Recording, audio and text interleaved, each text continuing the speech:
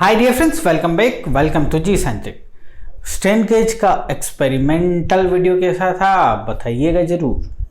ठीक है, experimental video के बाद अभी स्ट्रेन गेज खत्म नहीं हुआ है। अभी मैं कुछ क्वेश्चंस लेता हूँ, जो कॉन्सेप्ट हमने सीखा उन क्वेश्चंस के साथ गेट कैसे डील करता है, गेट की एग्जामिनेशन में वो क्वेश्चंस कैसे आते हैं, उस पर एम्फेसिस करने के लिए क्वेश्चंस लूंगा। अब क्वेश्चंस के बाद क्या करूंगा, क्वेश्चन जो लूंगा उसके बाद हम एंटर करेंगे टाइप्स ऑफ स्ट्रेन गेजेस में, जिसमें हम अनबॉन्डेड, बॉन्डेड स्ट्रेन गेजेस देखेंगे, सेमीकंडक्टर स्ट्रेन गेजेस देखेंगे। ठीक है, उसके बाद फिर क्वेश्चन लेंगे। यानी कि स्ट्रेन गेज अभी आपका इतनी आसानी से पीछे नहीं छोड़ रहा है। इतना इंपॉर्टेंट पार्ट है ना, सब कुछ करना पड़ेगा। बोला था ना इन द बिगिनिंग, सारा कुछ पढ़ाऊंगा, दिल से पढ़ाऊंगा, खोपड़ी में उतार दूंगा। ठीक है, आज का क्वेश्चन आपकी स्क्रीन पर ये रहा। बोल रहा है कि Poisson's ratio of a metal is 0.35। क्या बात है भैया, न्यू की वैल्यू इस क्वेश्चन में दी हुई है आपका, और ये क्वेश्चन 2 टाइम्स आया गेट के एग्जामिनेशन में। दिस इज नथिंग बट 0.35, ये वैल्यू दिया हुआ है। ठीक है ना, आगे की लाइन बोल रही है कि neglect the piezo resistance effect, what is the gauge factor of the metal. Gauge factor पूछा है, बराबर जी, हैं जी, गेज फैक्टर आपसे पूछा गया है। तो गेज फैक्टर को जब हम वास्तविक रूप से इसके फॉर्मूले को डिराइव किए थे तो गेज फैक्टर क्या आया था जी, 1 + 2 न्यू प्लस यहाँ था ना del rho by rho divide by del l by l. ये जो था ये piezo resistive effect, piezo resistive effect मतलब because of the input strain resistivity में कुछ चेंज हो रहा है क्या। अब यहाँ पे क्वेश्चन में सेल्फ बोला गया है कि नेग्लेक्ट कर दीजिए, तो वैसे भी हमने नेग्लेक्ट करके ही ना फॉर्मूला सीखा है। 1 + 2 new is the formula for the gauge factor of any metal. सो 1 + 2 गुणा 0.35 वैल्यू दी हुई है। 1 मार्क का गेट में 2 बार क्वेश्चन पूछा गया है। 1.70 इज द गेज फैक्टर। ये आंसर करने में बताइए, आपको नॉलेज है तो कितना टाइम लेके आएंगे गेट एग्जामिनेशन में। इस एक क्वेश्चन को करने के लिए मुश्किल से आपको 20 सेकंड्स लगेगा गेट एग्जामिनेशन में करने में। तो 3 घंटे के एग्जाम में 65 क्वेश्चन नहीं रहे, अब 3 घंटे के एग्जामिनेशन में ऑलमोस्ट 3 घंटे के एग्जामिनेशन में 64 क्वेश्चन हो गए। बहुत सारे क्वेश्चन ऐसे मिलेंगे जिनका विदिन 1 मिनट आंसर करेंगे। कॉन्सेप्चुअली स्ट्रांग होना, नॉलेज बराबर होना, प्रैक्टिस खूब सारी करना, कॉन्फिडेंस के साथ गेट एग्जामिनेशन में आंसर करके आना, रैंक को आना पड़ेगा। 1.70 आपके ऑप्शन जो भी है 1.70 वो करेक्ट आंसर है। बताइए इतना इजी आएगा क्या? इजी भी आएगा, टफ भी आएगा। कॉन्सेप्चुअली स्ट्रॉन्ग है तो सभी चीजें आसान लगेगी। अगला क्वेश्चन देखिए, चलिए बहुत ही अच्छा क्वेश्चन दिया हुआ है। क्या बोलता है? बोलता है अ unity ratio quarter bridge. Sir quarter bridge आपने बताया था सिंगल एक्टिव स्ट्रेन गेज वहां पर है, but what about the unity ratio. चलिए यूनिटी रेशियो की बाद में बात करेंगे। यूनिटी रेशियो है, क्वार्टर ब्रिज है, स्ट्रेन गेज है आपका। ठीक है, उसका आउटपुट डिफ्लेक्शन जो है वो 1 मिली वोल्ट दिया जा रहा है क्वेश्चन में। आउटपुट जो है that is the 1 milli volt, 1 milli volt. Strain की जो वैल्यू है वो 500 माइक्रो स्ट्रेन दिया हुआ है। 500 माइक्रो स्ट्रेन मतलब 500 × 10⁻⁶।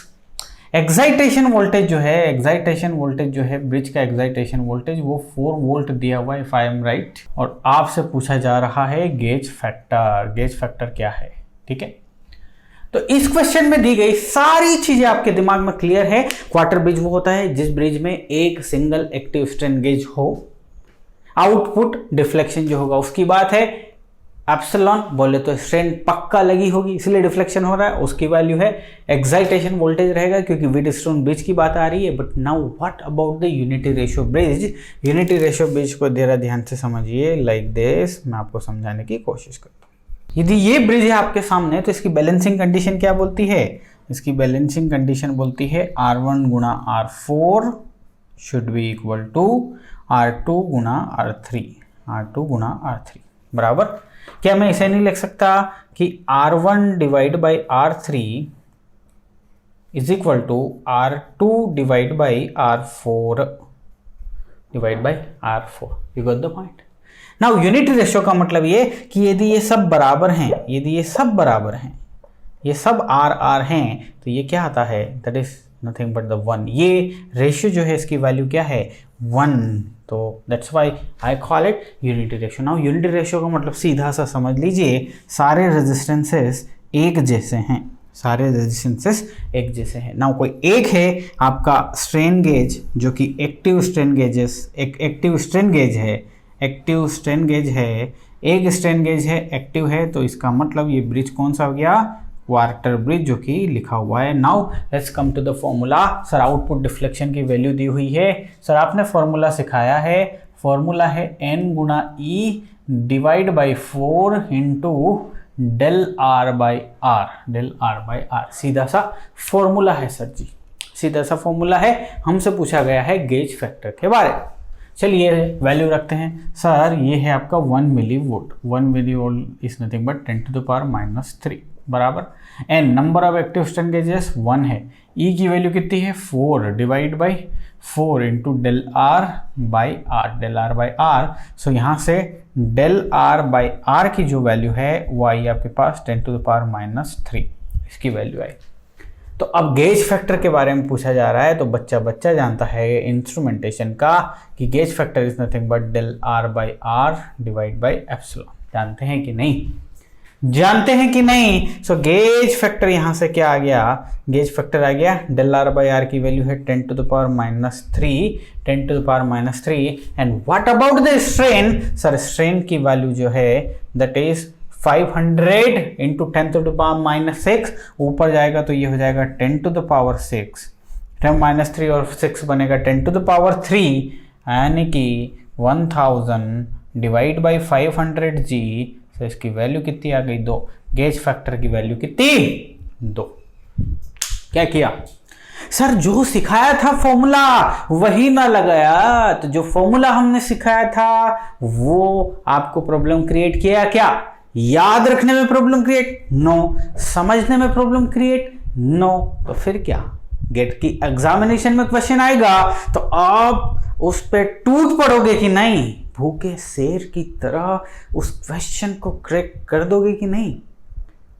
पूरी गेट एग्जामिनेशन में 65 क्वेश्चंस को क्रैक कर दिए, AIR 1 आएगा कि नहीं? AIR 1 आएगा तो अभी के टाइम के आपके जो भी सपने होंगे वो पूरे होंगे या नहीं होंगे, लेके आएंगे। ठीक है, नेक्स्ट क्वेश्चन। नेक्स्ट क्वेश्चन आपको बोल रहा है एक स्ट्रेन गेज है जिसका नॉमिनल रेजिस्टेंस जो है ना वो है 600 ओम, यानी कि आर की वैल्यू दी हुई है, नॉमिनल रेजिस्टेंस जो है दैट इज 600 ओम। इसका गेज फैक्टर दिया हुआ है, गेज फैक्टर दिया हुआ है 2.5। ओके, ना ये स्ट्रेन गेज एक डीसी व्हीटस्टोन ब्रिज में लगा हुआ है और उस डीसी व्हीटस्टोन ब्रिज के जो अदर रेजिस्टेंसेस हैं वो सारे 600 ओम के हैं, यानी कि बोल सकता हूं बड़े धीरे से यूनिटी रेशियो ब्रिज। हाँ जी, यूनिटी रेशियो ब्रिज। नाउ एक उसमें है यूनिटी रेशियो ब्रिज में एक बंदा जो है that is strain gauge, so quarter unity ratio bridge हो गया, बराबर ना। आगे वो बोलता है कि ये सब्जेक्ट होता है 100 माइक्रो स्ट्रेन से, यानी कि स्ट्रेन की वैल्यू है 100 गुणा 10 to the power -6 and bridge is excited by 4 volt battery. Now आपसे क्वेश्चन पूछा जा रहा है what is the deflection output, what is the deflection output, ये आपसे पूछा जा रहा है। सीधा सिंपल सच्चा, इसीलिए हमने बोला था जो फॉर्मूला हमने आपको सिखाया ना वो कितना इंपॉर्टेंट। देखिए क्वेश्चन आ रहे ना भर भर के। चलिए तो फिर आउटपुट V0 की वैल्यू क्या सीखे, this is nothing but deflection. Sir n गुणा E डिवाइड बाई 4 गुणा डेल आर बाई आर बोलेंगे बच्चे, ये लीजिए सर, ये लीजिए, ठीक, अब जरा ध्यान से देखिए, इसकी वैल्यू उसने पूछी है, n की वैल्यू कितनी 1, इसकी वैल्यू कितनी 4, 4 डिवाइड बाई 4 कितना दिस, सो इसकी वैल्यू आ रही है del r by r, so this is the value of v not. Now del r की वैल्यू है क्या आपके पास? नहीं। r की वैल्यू है क्या?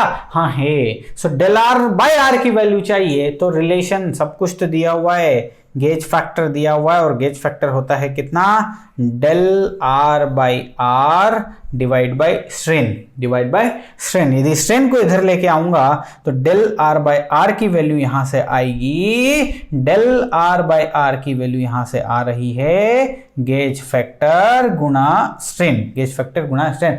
del r बाई r यदि आपका आउटपुट है तो इसकी वैल्यू है गेज फैक्टर गुणा स्ट्रेन। गेज फैक्टर कोई बताएगा? 2.5 गुणा स्ट्रेन की वैल्यू जल्दी से बोलिए, 100 गुणा 10 टू द पावर -6। क्या बोलता?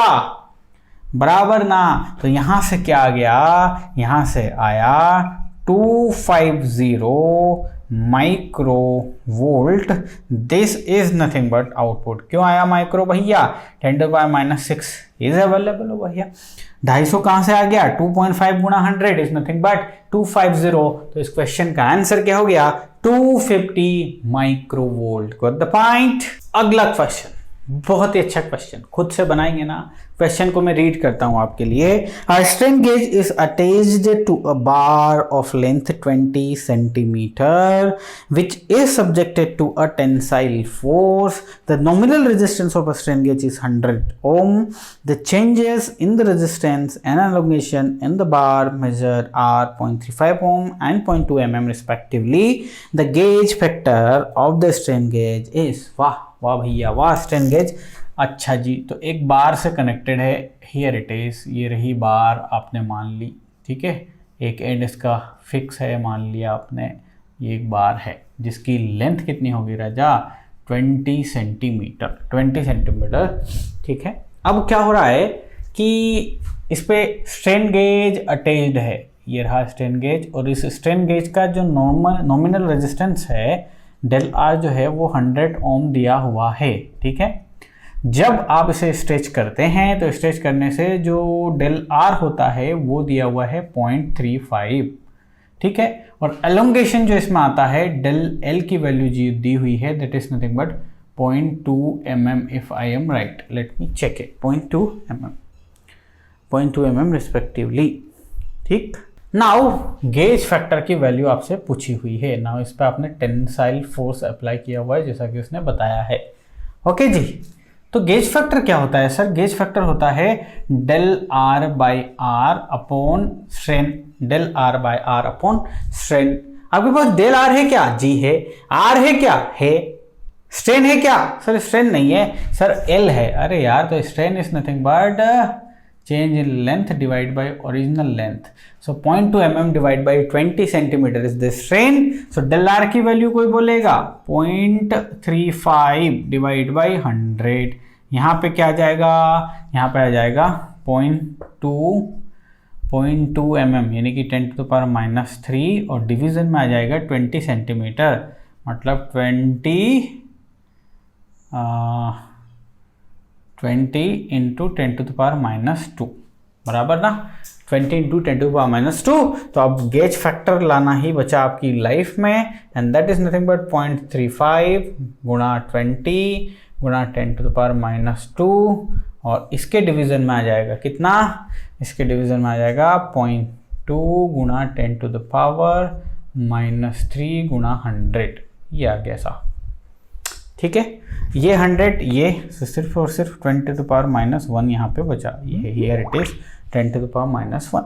Okay, now 10 to the power -1 से ये गया तो ये बचा 10 टू द पावर -1, इसको यहाँ से कर दीजिए गायब। नाउ 10 टू द पावर -1 यदि इसको मल्टीप्लाई कर देंगे तो यहाँ बचेगा 2। यहाँ क्या बचेगा राजा?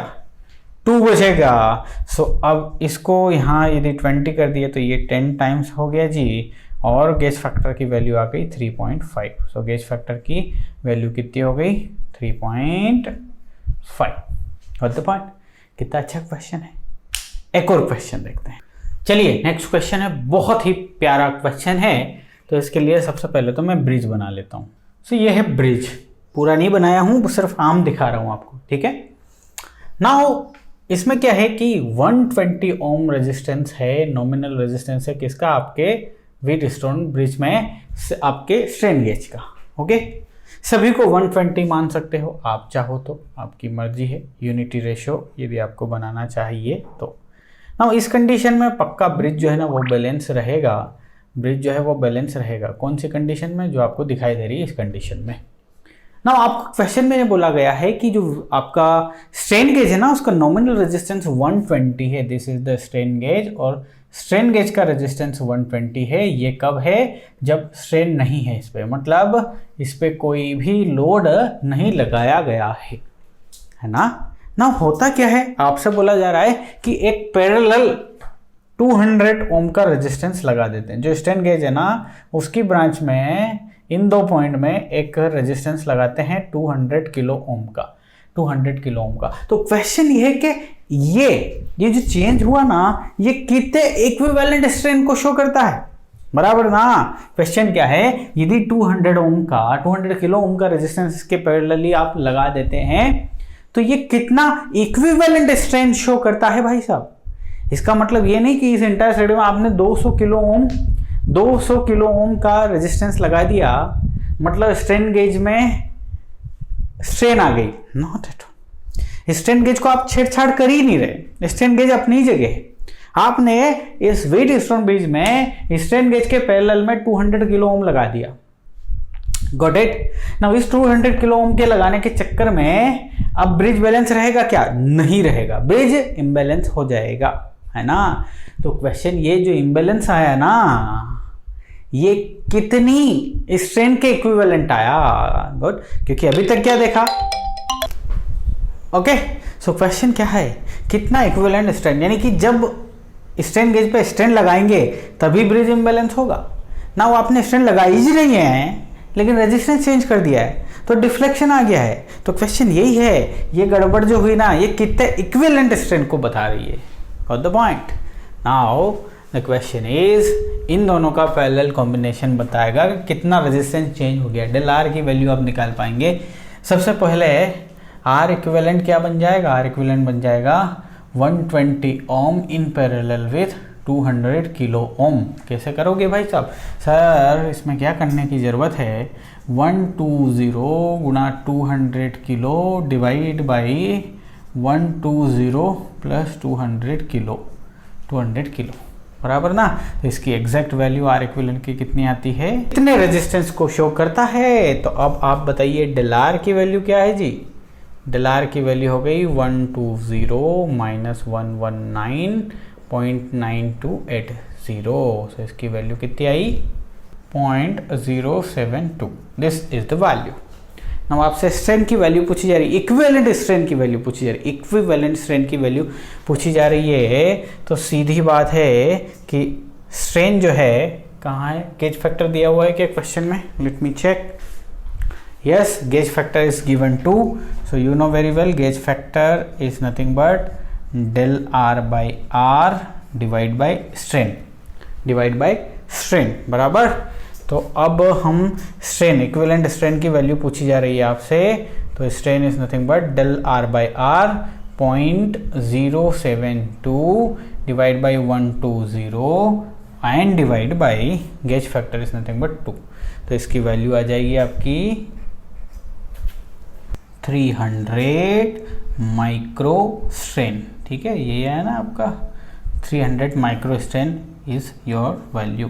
लेकिन ध्यान से आपके ऑप्शन में दिया हुआ है माइनस, माइनस साइन क्या इंडिकेट कर रहा है कि आपका जो रेजिस्टेंस है ना वो डिक्रीज हुआ है भाई साहब। यानी कि डेल आर की वैल्यू वास्तविक रूप से आप जब भी निकालना चाहेंगे तो वो क्या आएगी, जो न्यू वैल्यू है that is the new value minus old value, बराबर। तो ये आया आपका नेगेटिव। सो नेगेटिव ही यदि यहाँ रखेंगे तो एप्सिलॉन की वैल्यू जो आएगी -300 माइक्रो स्ट्रेन।